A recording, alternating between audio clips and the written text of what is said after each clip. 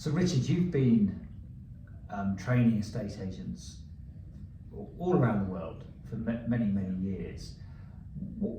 Is this a changing industry? Is it always changing, or are certain things constant? Yeah, that's an interesting question, Roger, because I think agency in a way changes to the extent that your mind is broad enough to accept that it's changing. And the reason I say that is, for example, when I started an agency, it was there's the desk, there's the phone, off you go, you're on your own. Yeah. And I learned from my boss, and it was only in later life that I realized I only knew what my boss knew, which wasn't necessarily that much. Sorry, John.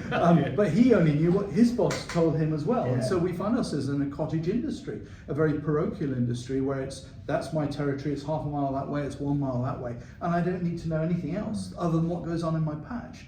But those agents who've got the broadness of mindset to recognize and embrace change, and often take examples from outside the industry as well, and see what other people are doing both in social media or technology or whatever, and embrace that and bring it in to their own business. And of course, many agents are frustrated because they want to do that, but they're constrained by what their boss wants to do, and he's still in that blinkered mindset. So that's why the EXP model I love, because it means that an independent agent who has broadness of thought can go out and do whatever they want, and they're going to be streets ahead of the business they left behind, because they can do whatever they want, and they can embrace what they feel needs embracing.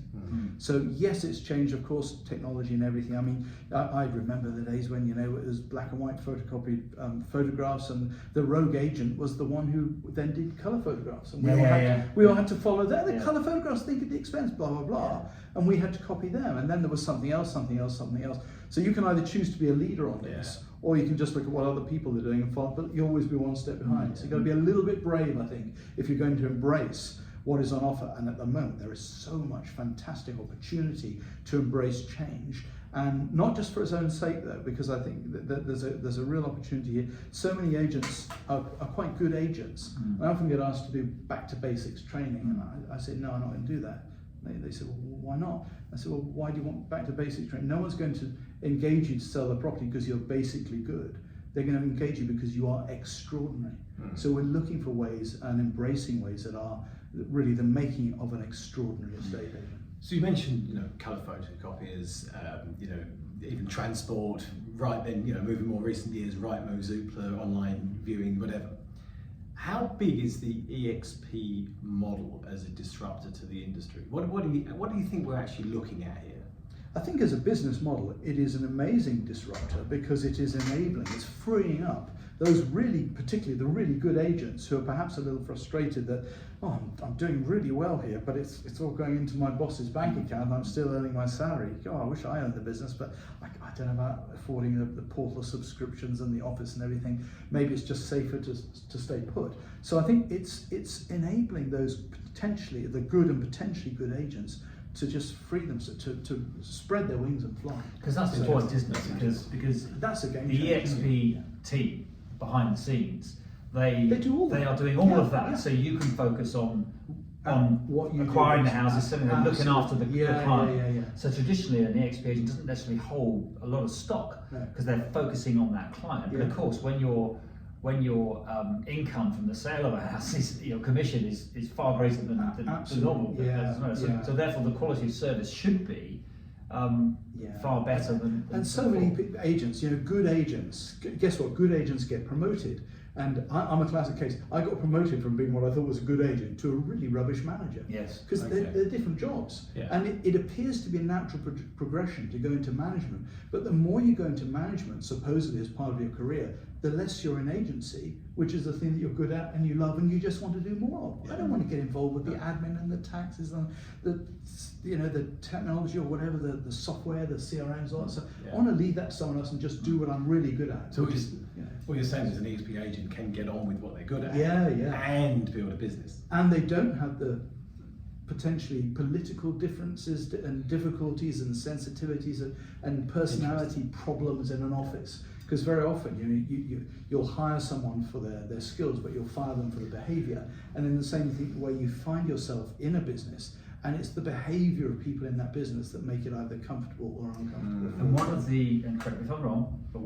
it appears to be one of the key behaviours of competing agencies in an area is they don't really collaborate. They certainly don't collaborate. They don't particularly like each other. They're competing for customers. They're competing for properties. Now the EXP model just doesn't support that at all. It's one of collaboration, not competition.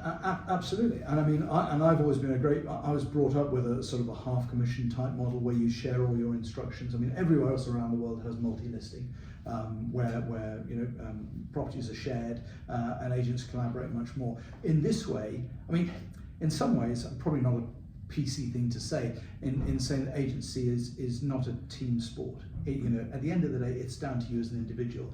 But if you've got a team behind you to sort all that out, then it really pushes you in the right direction.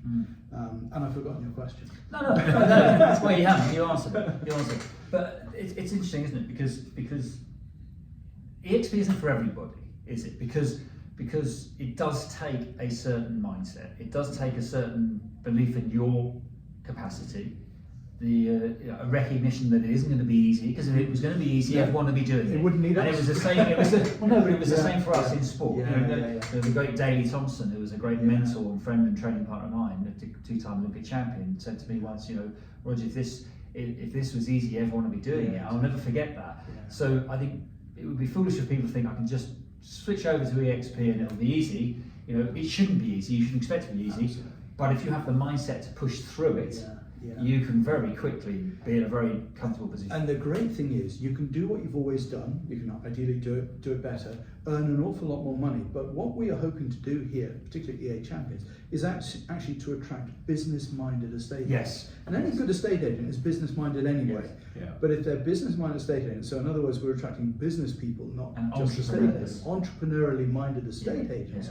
Whilst you're doing what you do so well, you can be building another business underneath it that is fits so well with what you already do well, and you find yourself managing, but not managing people, but growing a business and building something for your retirement. We can help with that, obviously. And would you say that conventional estate agency doesn't, the system within that doesn't allow that? No, you just can't be an entrepreneur. No, it deliberately. I've known of agents who agency managers and directors who refuse to train their staff, because if the staff feel trained and valued, they'll go elsewhere.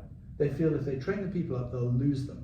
And they don't want to invest. I say, I'm not investing all this because you're just going to leave and work for a competitor, so why should I be training my future competitors? It's incredibly small-minded. Wow. I see it all the time. That's amazing. I mean, it's what I love about the model is that sort of flexibility of being able to work, create income, revenue share.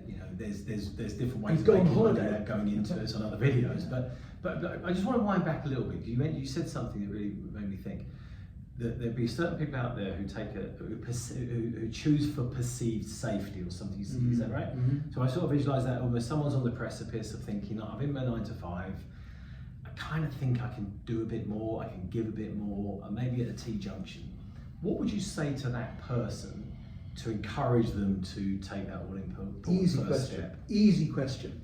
If you are in that role, employed as an estate agent, and you've been employed for some time, you're clearly earning enough money to support your role, your salary, and lots of profit in that company, and pay for all the support service and everything else that goes with it. So if you are earning, let's say, I don't know, the formula is 2, 3, 4 times what you're bringing in, and you're only earning, a percentage of it, why on earth aren't you doing it for yourself? Because you've already proven that if you are not valuable enough to keep on as an employee, then don't do the EXP model.